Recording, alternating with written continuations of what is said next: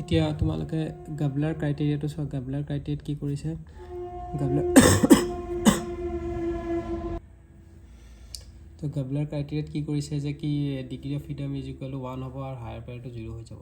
তাৰপিছত তাতে আমি কি কৰিলোঁ, এইটো এনেকৈ প্লেচ কৰি আমি এই কুৱেশ্যনটো পাইছোঁ। তো গাবলাৰ ক্ৰাইটেৰিয়াটো কি হয়, মিনিমাম 4টা লিংক লাগিব। তো ফ'ৰ বাৰ মেকানিজিম লাগিব, শ্লাইডাৰ মেকানিজিম আৰু বুজি পাইছা?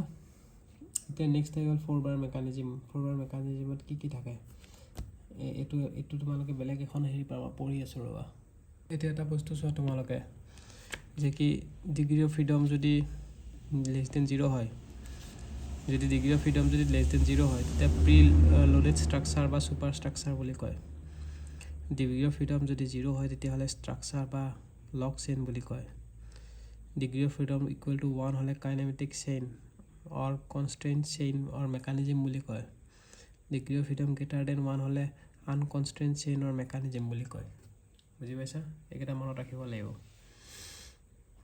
নেক্সট, আমি লুপ মেথডত ছল্ভ নকৰোঁ। আমি নৰ্মেল এইটোতো গাবলাৰ ক্ৰাইটেৰিয়াটোতো বুজি পাইছাই।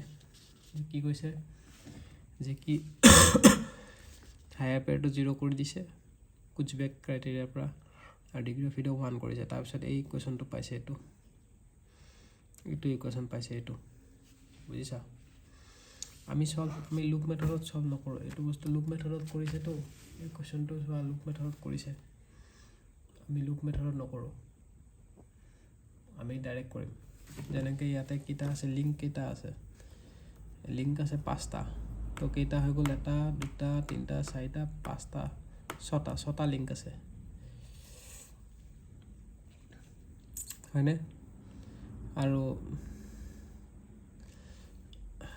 এইটো লুপ মেথডত কৰিছে। আৰু কিন্তু আমি যদি ডাইৰেক্ট কৰিব যাওঁ, তেতিয়াহ'লে জইন কেইটা আছে, টাৰ্চাৰী জইনত দুটা হেৰি থাকে। তো 1 2 এইটো টাৰ্চাৰী নে হেৰি, এইটো বাইনেৰী হয়, এটা, কাৰণ এই গোটেইটো এটা লিংক হয় ছেট কৰাটো। 1 2 3 4 5 6 7টা পেয়াৰ আছে। তো 7টা লিখিছোঁ। Answer degree of freedom 1। বুজি পাইছা? ডিগ্ৰী অফ ফ্ৰীডম 1 হৈ গৈছে। তো তাৰ পৰা আহিছে এইখিনি বস্তু, তেনেকুৱা ধৰণৰ কুৱেশ্যন। এতিয়া আৰু দুটামান কুৱেশ্যন আমি ছল্ভ কৰি লওঁ একেবাৰতে।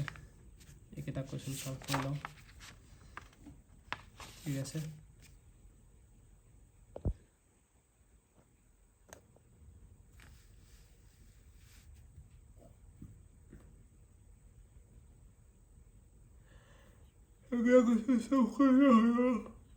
এইবিলাক কুৱেশ্যন কি হ'ব কোৱা?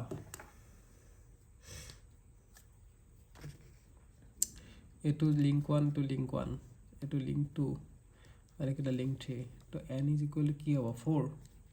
পেয়াৰ কেইটা আছে, how many pairs are there?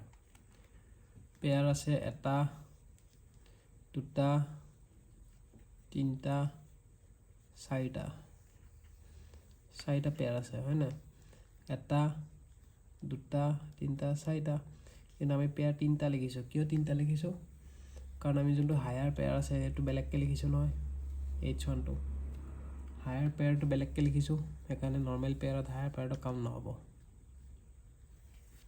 বুজি পাইছা? হায়াৰ পেয়াৰটো আমি বেলেগকৈ লিখা হৈছেতো, 1 2 3টা লিখিছোঁ। আৰু নেক্সট ৰিটাৰ্ণেণ্ট লিংক কেইটা আছে, ঘূৰণীয়াটো ৰিটাৰ্ণেণ্ট লিংক এটাই আছে। তো আমাৰ টোটেল কেইটা হৈ গ'ল, ডিগ্ৰী অফ ফ্ৰীডম 1। ক্লিয়াৰ হৈছে? নেক্সট তেনেকৈ ইয়াতে কেইটা পেয়াৰ আছে, 1 2 3টা পেয়াৰ। হায়াৰ পেয়াৰটো বেলেগকৈ লিখা হৈছে। আৰু FR ৰিটাৰ্ণেণ্ট লিংক কেইটা আছে, লিংক গোটেইকেইটাই ধৰিব লাগিব। লিংক 4টাই আছে, আৰু ৰিটাৰ্ণেণ্ট লিংক 2টা। তো এইখিনি হৈ গ'ল ডিগ্ৰী অফ ফ্ৰীডম। ইয়াতে কি হ'ব, 0। বুজি পাইছা? এইটো হ'ব ডিগ্ৰী অফ ফ্ৰীডম 0। তেনেকুৱা ধৰণৰ কথা।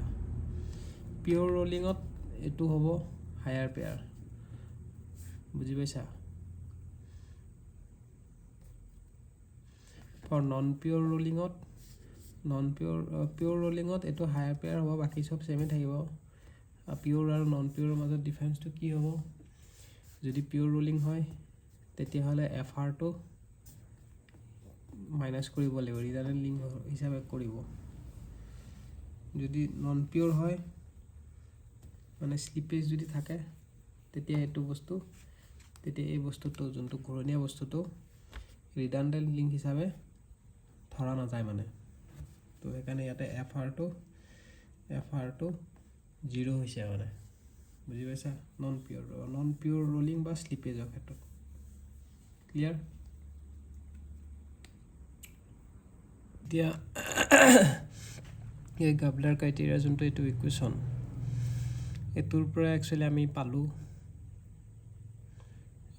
ইকুৱেশ্যনটো এই ইকুৱেশ্যন দুটা এই দুটা ইকুৱেশ্যন এইটো গাবলাৰ ক্ৰাইটেৰিয়াৰ পৰা পাইছোঁ তোমালোকে চাব পাৰা এইটো গাবলাৰ ক্ৰাইটেৰিয়া যোনটো n = 1 প্লেচ কৰিছোঁ 2z টো ইফালে ৰাখিলোঁ ইফালে লৈ আহিছোঁ বাকী 3n l মানে n ধৰিছে 3n - 4 সেইটো এই বস্তুটো ইয়াতে পাইছোঁ ক্লিয়াৰ সেইটো আৰু লগতে ওপৰ এইটো মনত ৰাখিব লাগিব n = 2z - 4 টো বাকী এইটোতো 2z = 3n - 4 এইটোতো গাবলাৰৰ পৰা আহিছে কিন্তু এই দুটা ইকুৱেশ্যন যদি ইকুৱেল হয় তেতিয়াহ'লেহে আমাৰ কি হ'ব মই তোমালোকক দেখাই দিওঁ ইয়াতে চোৱা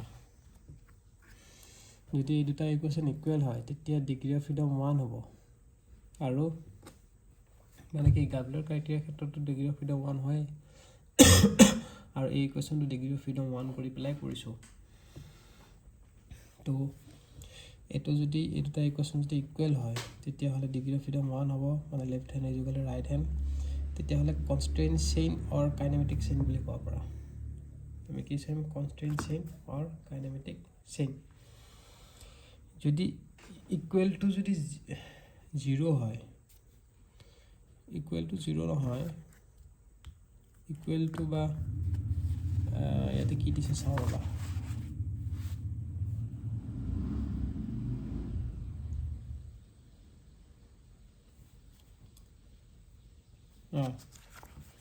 ঠিকে যদি লেফ্ট হেণ্ড ছাইডটো যদি ডাঙৰ হয় ৰাইট হেণ্ড ছাইডতকৈ তেতিয়া ডিগ্ৰী অফ ফ্ৰীডমটো 0 হ'ব মানে তোমাৰ লক চেইন হ'ব বুজিছা আৰু এইটো যদি সৰু কেনেকৈ মনত ৰাখিব লক এইটো L = Lটো যদি গ্ৰেটাৰ হয় তেতিয়া লক চেইন আৰু ডিগ্ৰী অফ ফ্ৰীডমটো যদি > 1 হয় তেতিয়াহ'লে আনকনষ্ট্ৰেইণ্ট চেইন হ'ব লক চেইন কাইনেমেটিক চেইন আৰু আনকনষ্ট্ৰেইণ্ট চেইন হ'ব ক্লিয়াৰ এতিয়া এইটো বস্তু কেতিয়াবা ইকুৱেশ্যনটো মনত নাথাকে কেনেকৈ ইকুৱেশ্যনটো যদি মনত নাথাকে কি কৰিব লাগিব আমাৰ এনেকৈ 4টা ইকুৱেশ্যন দিয়া আছে কেতিয়াবা কনফিউজ হৈ যায় না ABCD এনেকৈ ABC এনেকৈ দিয়া আছে কেতিয়াবা এনেকুৱা ফৰ্মেটতো দিয়া থাকে কেতিয়াবা এনেকুৱা ফৰ্মেটতো দিয়া থাকে হয়নে কেতিয়াবা এনেকুৱা ফৰ্মেটতো দিয়া থাকেতো বা এনেকুৱা ফৰ্মেটতো দিয়া থাকে এইটো ফৰ্মেটত দিয়া নাথাকিবও পাৰে তেতিয়া আমি কি কৰি আমি এনেকৈ 4 বাৰ চেইন এটা লৈ ল'ম লৈ পেলাই L4 জইন 4 হয় নাই আৰু পেয়াৰ 4 সেইকেইটা কৰি ল'ম কৰি পেলাই লেফ্ট হেণ্ড ছাইড আৰু ৰাইট হেণ্ড ছাইড প্লেচ কৰিম যদি যোনটো মিলিছে ইকুৱেল হৈছে সেইটো ইকুৱেশ্যনে কাৰেক্ট বুজি পাইছা সেই তেনেকৈ কৰিম এইটো স্ক্ৰু জেক লোৱাৰ পেয়াৰ এইটো হায়াৰ পেয়াৰ ক্লিয়াৰ হৈছে চ' এতিয়া আমাৰ গ্ৰেছহপছ লটো আমি নেক্সট ভিডিঅ'ত চাম